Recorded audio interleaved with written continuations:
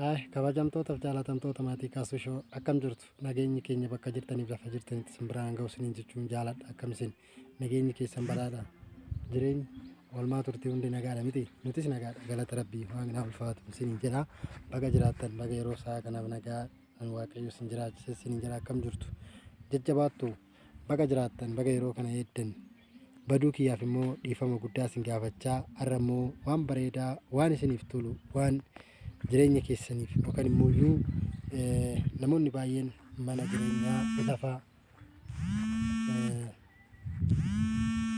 wantoota gara garaati waan ta'eef wanti namni barbaadu kanaaf akka carraa ta'e har'a immoo lafa isinii qabadheen yaadee jira lafa kana immoo akka bitattan yookaan immoo akka mana jireenyaa irratti godhattan lafa soora barbaadan mana soora barbaadan namoonni baay'een bitattanii abbaa manaa abbaa lafaa ta'aa jirtu. Kanaaf isin immoo viidiyoo keenya kanallee ilaaltanii sheer koppiliitii tokko nu gochaa jirtan guddaa galatoomaa ulfaadhaa isin jechuun jaaladhaanii sararaan aansuudhaan immoo har'aa lafa kaaree 200 isiniif qabadheen yaadheera lafti kun jidduu kana keessatti kan argamu jechuudha. Isa kana fuuldurri kun immoo karaadha asii gadittis kun amma gurguramee jira jechuudha kun kan gurgurameedha manni ijaaramee jechuudha. Immoo karaa jidduu kana achi galaa asiinis immoo akkana deema keessa gadi garagara jechuudha. Kanaaf namoonni bitattanii mana jireenyaa irratti godhachuu barbaadan namoonni jiraattan bitattanii mana jireenyaa keessan irratti godhachuu hin dandeessu jechuudha. Waagaa immoo nuti yeroo baay'ee namoonni baay'een gaafii garagaraa gaafattu sirriidha gaafii gaafachuun namni tokko gaafii yoo gaafate waan deebii argata. Gaafii gaafattu sirriidha gatiin isaa meeqa jettu nuti gatii isaa abbaan timiniidhaan himata. Wal bira yoo gaani gatiin kan olii galamu malee shaggartaanii asitti miti gatiin kan himamu nuti immoo waan abbaan nutti himatu kan gadi lakkifnu amma gatiin naannoo kanatti kan ittiin gurguramaa jiru aga 55 isin gurgurama aga 600 isin gurgurama 480 isin gurgurama abbaan immoo wal bira gaanii abbaan 500 illee gurgurachuu danda'a rakkoo itti qabaate yookaan immoo yoo gurgurachuu barbaade jechuudha waan himatitti gurgurachuu miti maaliif 600 himatee 600 isin gurguratu kanaaf dhuftanii laallattanii yoo biyya ambaa keessa jiraattan ijoolleen baay'een biyya ambaa keessa jirtu nan beeka yaa'u hojiin isa kanuma haasaa jirru namoonni dhuftanii maatiin keessan dhufeessinii ilaaluu danda'a kanaaf immoo dhuftanii ilaaltanii bitachuun kan keessan jechuudha gaheen kan keenya immoo waan jiru waan nu harka jiru isinii qopheessuudha kanaaf waan kana immoo ilaaltanii akka bitattan abdiin isinirraa qaba jechuudha kanaaf lafichi kaaree 200 naannoon kun 200 jechuudha lafa qonnaan bulaatirraa kaartaa seeraa qabaachuullee baatu kaartaa lafa baadiyaa qaba jechuudha itti baafachuu dandeessa kaartaa magaalaallee namni si dhoogu hin jiru lafichi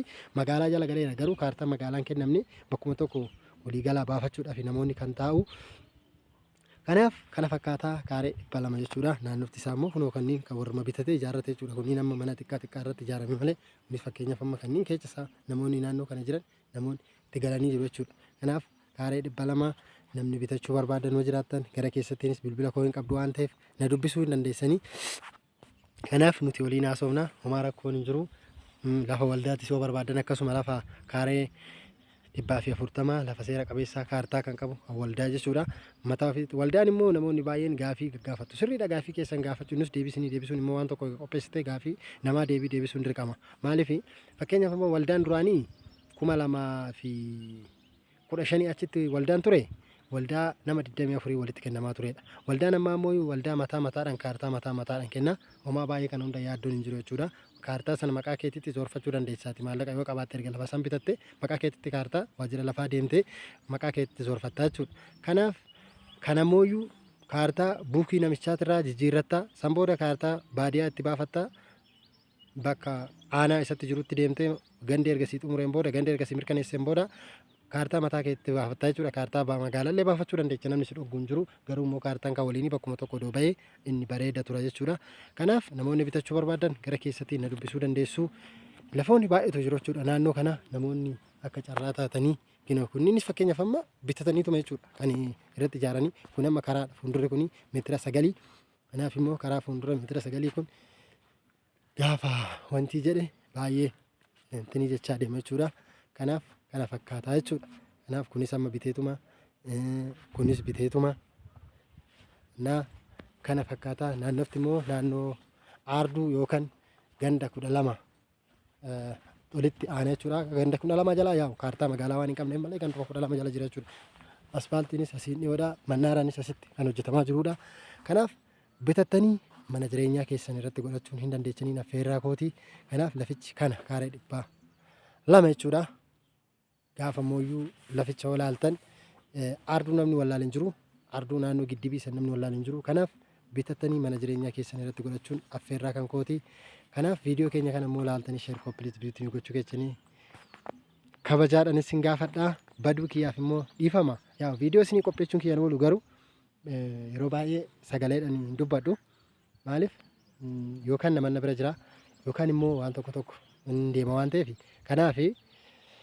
kanaaf viidiyoo kana laaltanii dhiisuu qofa bicha odoo hin taane warroonni mana bitattan warroonni lafa bitattan hiriyoota keessan warra lafa bitan warra mana bitaniif akka bittaniif abdiin qaba jechuudha. Baay'een keessan viidiyoo keenya namootaaf sheer gootanii akka isaan lafa bitachaa jiran godhaa jirtu. Kanaaf guddaa galatoomaa. Kophaa jira soo jettanii yaaddoftan homa tokko kophaan jiru jidduu keessa rakkinoo isinis manatu jira. Kunis mana inni lafichi mooyyuu kana jechuudha kunoo. Kana waan ta'eef kanaaf bitadhaatii itti bohaaran gatii isaa mooyyuu gara keessatti na dubbisuu dandeessu isinittan himaa. San booda immoo maatiin keessan dhufee isin ilaaluu danda'a isiniin jedha. Carraa gaarii jechuun barbaada. Kanaaf abbaan carraa yookaan abbaan hixaa irra bu'uu dandeessan jechuudha. Oolmaa nagaa, oolmaa gaarii lafa isin jirtanitti waaqayyo isin wajjin haa ta'u. Eebbifamaa fayyaa ta'aa nagaan